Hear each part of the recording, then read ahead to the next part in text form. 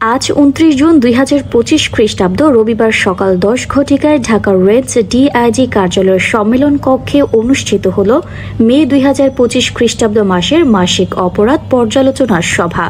সভায় সভাপতিত্ব করেন ঢাকা রেঞ্জের সম্মানিত ডিআইজি জনাব রেজাউল করিম মল্লিক মহোদয়।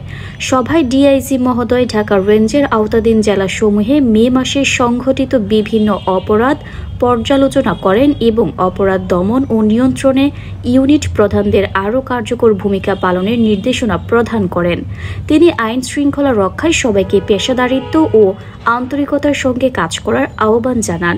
এ সময় উপস্থিত ছিলেন ঢাকা রেঞ্জের additional DIG admin and finance Mohammad Abdul Mabud, additional DIG crime management Mohammad Mustafizur Rahman, additional DIG Rumana Akter, PBM সেবা RRF Dhaka, additional DIG operations Mohammad Siddiqur Rahman, Dhaka range Dhaka শহর রেঞ্জাধীন সকল জেলার পুলিশ সুপারগণ ও অন্যান্য ঊর্ধ্বতম কর্মকর্তা বৃন্দ।